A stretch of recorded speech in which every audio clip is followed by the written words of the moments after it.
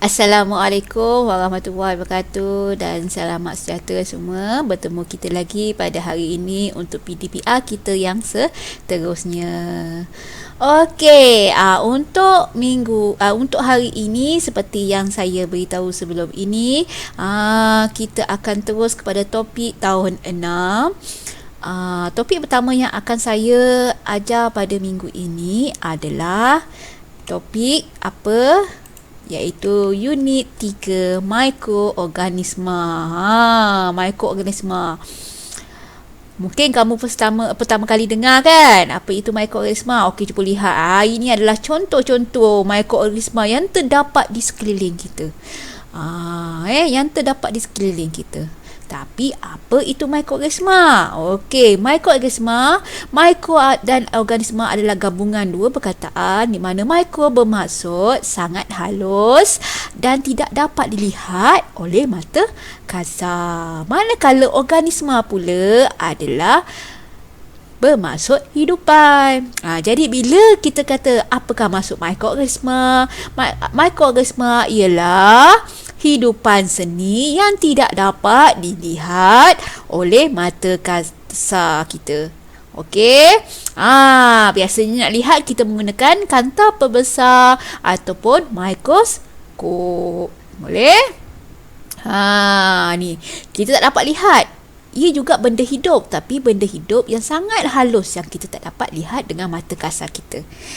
Macam kononnya kalau sekeliling kita ni kita dapat lihat macam hidupan lain, macam kucing, untuk haiwan, macam pokok-pokok tu, tumbuhan. Itu kita dapat lihat dengan mata kasar. Tetapi mikroorganisma walaupun dia benda hidup, kita tidak dapat lihat dengan mata kasar kita kecuali dengan dua alatan, iaitu sama ada mikroskop ataupun kanta pembesar. Okey, seterusnya terdapat 5 jenis mikroorganisma. Yang pertama kita kenali sebagai fungi. Okey, apa dia fungi? Fungi boleh dilihat dengan mata kasar, iaitu kulat. Kalau nampak lagi jelas kita menggunakan kanta pembesar. Contohnya macam yeast, muko, penicillium. Yang boleh dapat dilihat dengan menggunakan kanta pembesar. Macam saya cakap tadi, dan mikroskop. Okey, boleh. Kemudian mikroorganisma yang kedua adalah protozoa. Apa dia protozoa? Inilah dia hidup di habitat yang berair. Contoh apa? Seperti kolam, tasik, sungai. Ni. Longkang. Itu adalah tempat hidupan untuk protozoa. Biasanya protozoa ni kita tak lihat, kita menggunakan mikroskop. Itu dah 2. Ada lagi 3 jenis mikroorganisma. Apakah yang ketiga? Okey. Mikroorganisma yang ketiga adalah alga. Apa dia alga? Alga ialah hidupan seni yang mempunyai sifat tumbuhan. Malah jangan terkejut, dia membuat makanannya sendiri melalui proses fotosintesis. Sebab apa? Sebab dia bersifat tumbuhan. Boleh? Contoh dia alga. Ini kamu boleh lihat lah dekat kolam ada nampak warna-warna hijau. Itu Spirogyra, kemudian phytoplankton. Ni kalau kita tengok SpongeBob SquarePants, dia ada plankton. Dan kemudian ni ada contoh seterusnya, blue green algae. Okey.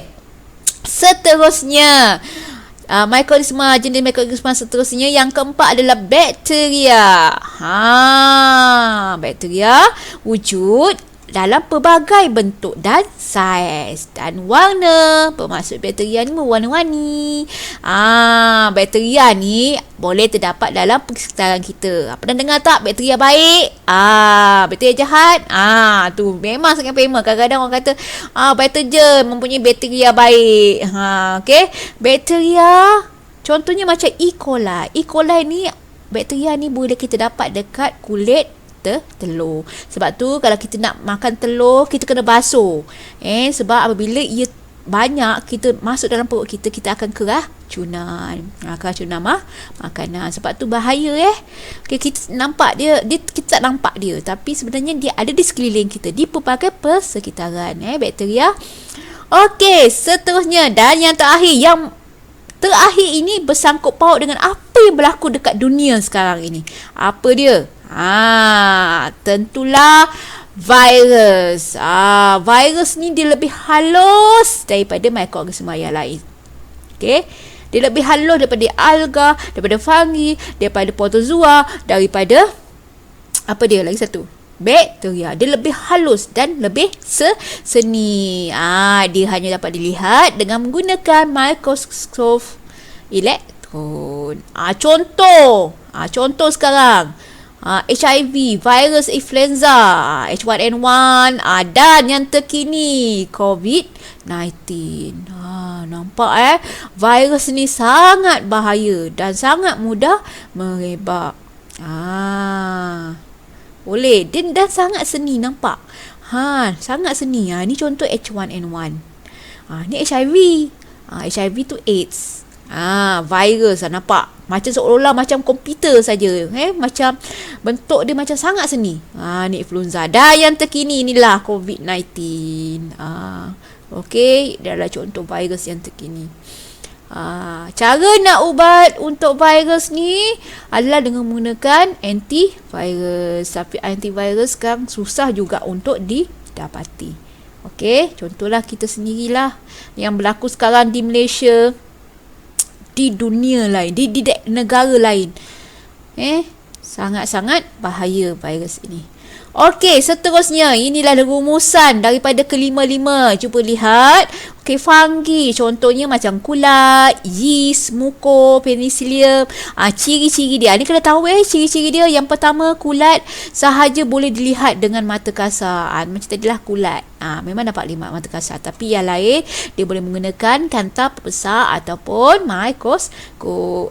Boleh didapati di atas roti. Roti yang terbiar tu, kalau kamu perasan, kamu biarkan roti kamu, dia akan nampak tumpuk-tumpuk hitam. Tumpuk-tumpuk hitam itulah kita panggil sebagai apa dia? Muko. Ni daripada fungi. Okey. Nasi basi tu nanti kalau kamu biarkan, dia akan munculnya lah fungi tu. Dan setengah buah-buahan yang rosak. Okey, sebab tu kadang-kadang makan makanan seperti ini kalau dah rosak jangan makan lagi. Kalau makan, apa yang berlaku? Boleh berlakunya keracunan makanan. Boleh? Okey, seterusnya protozoa. Protozoa contohnya adalah amoeba dan paramecium. Saya suka paramecium ni. Sebab apa? Sebab paramecium ni bentuknya seperti tapak kaki. Dia tadi gambarnya saya tunjuk kat jenis yang sebelum ni. Okey, ciri-ciri untuk protozoa ni dia boleh didapati dalam kawasan yang berair seperti tasik, sungai, kolam, longkang dan sebagainya. Kemudian bakteria, Bacillus, Salmonella, Streptococcus, E. coli. Inilah contoh-contoh bakteria. Dia diwujud dalam pelbagai bentuk, pelbagai saiz, pelbagai warna. Okey, boleh didapati di pelbagai persekitaran. Okey. Kemudian virus, ni yang terkini lah yang berlaku dekat dunia sekarang ni. Macam saya cakap tadi, masa saya terangkan berkaitan dengan virus, itulah dia. Okey, contohnya macam HIV, virus influenza. Okey, kemudian COVID-19 yang terkini. Okey, ciri-ciri virus ni, dia ada jenis mikroorganisma yang paling seni dan paling kecil, paling halus. Biasa kita guna untuk melihatnya adalah menggunakan mikroskop elektron. Faham Dia ada pelbagai jenis mikroskop. Yang biasa kita nak tengok virus ni menggunakan yang jenis elektron. Okey, kemudian alga. Okey, alga contoh ni phytoplankton, Spirogyra. Ni adalah contoh-contoh alga. Okey, ciri-ciri yang ada pada alga, dia mempunyai sifat tumbuhan. Macam saya cakap tadilah, alga juga melakukan proses penghasilan makanannya sendiri, iaitu proses apa? Proses fotosintesis. Inilah rumusan 5 jenis mikroorganisma. Okey, boleh? Okey, seterusnya ini proses hidup mikroorganisma. Okey, mikroorganisma juga benda hidup, maka ia juga bernafas, bergerak dan bertumbuh. Ini adalah aktiviti-aktiviti untuk melihat, membuktikan adakah mikroorganisma ini melakukan proses hidup. Okey. Okey, kita lihat sini. Contohnya macam bernafas. Apa ini? Kita buat doh, kita akan biarkan doh tu. Apabila doh itu bertambah saiz, dekat situ kita boleh dapat nak menunjukkan bahawa mikroorganisma iaitu yeast yang kita gunakan, mikroorganisma jenis yeast, bahawa mikroorganisma itu bernafas. Sebab doh tu mula kecil kan. Apabila kita biarkan, dia akan mengembang. Itu membuktikan bahawa mikroorganisma bernafas. Boleh? Okey, aktiviti lain untuk kita nak melihat, dan biasalah paramecium, biasanya kita ambil ini, kita akan gunakan mikroskop. Kita akan ambil, kita akan lihat. Kita akan lihat dia punya pergerakan tu, nak menunjukkan bahawa mikroorganisma bergerak. Okey, kemudian bertumbuh. Yang ni yang biasa kita buat. Kalau nak buat kajian, uji kaji, kita akan ambil roti, kita akan titiskan beberapa titisan air dan kita biarkan roti itu beberapa hari dan kita akan nampak tompok hitam. Tompok hitam tu kita kenali sebagai mikroorganisma jenis muko. Okey. Nak menunjukkanlah bahawa mikroorganisma juga bertumbuh. Mula nampak sikit kan? Kemudian makin lama makin penuhlah tompok hitam pada roti tersebut. Okey. Okey, inilah nak membuktikan bahawa mikroorganisma adalah hidupan yang juga melakukan proses hidup. Boleh? Okey. Ini dia lah tadi macam saya cakap tadi. Ini adalah antara aktiviti yang digunakan. Contohnya kadang-kadang dia menggunakan botol nak melihat balon itu mengembang. Nak membuktikan bahawa mikroorganisma bernafas dan membebaskan gas. Boleh? Kemudian dia ambil beberapa titisan air, mungkin daripada air longkang ataupun tasik. Dia nak melihat. Kita menggunakan mikroskop untuk melihat bahawa mikroorganisma itu bergerak. Dan kemudian ambil roti macam saya kata tadi lah, nak membuktikan bahawa mikroorganisma bertumbuh, dia ambil roti, dia letak beberapa titisan air dan dibiarkan. Okey, inilah proses hidup mikroorganisma.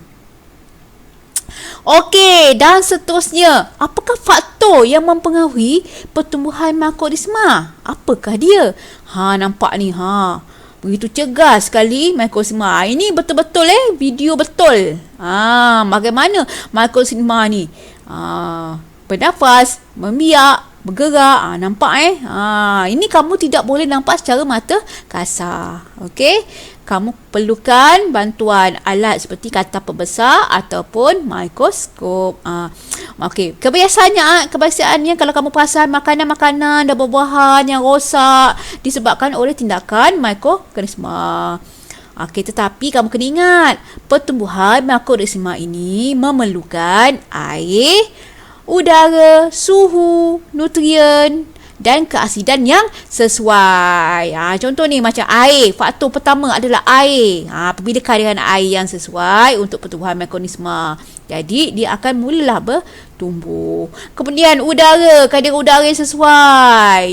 Jadi kawasan panas dan lembab, memang mikroorganisma sangat suka. Okey, kemudian suhu suam gitu kan, persekitaran yang lembab, kemudian panas, sesuai lah memang mikroorganisma ni. Jika ada soalan kau ditanya keadaan antara panas dan lembab, sejuk dan lembab, panas dan kering, sejuk dan kering, jawapannya yang manakah antara berikut yang sesuai untuk pertumbuhan mikroorganisma? Jawapannya adalah panas dan lembab. Itu jawapan yang paling tepat untuk soalan tu. Boleh? Okey, kemudian dari segi nutrien, ada sumber makanan untuk mikroorganisma ini, untuk pertumbuhan dia. Kemudian keasidan. Kalau keasidan yang sesuai, maka hiduplah mikroorganisma tu, bertumbuhlah dia. Okey, ini adalah faktor-faktor yang mempengaruhi pertumbuhan mikroorganisma. Okey, boleh? Okey, itu saja. Sekian untuk hari ini. Kita akan berjumpa lagi pada PDPR kita yang seterusnya. Itu saja. Terima kasih. Jumpa lagi. Assalamualaikum.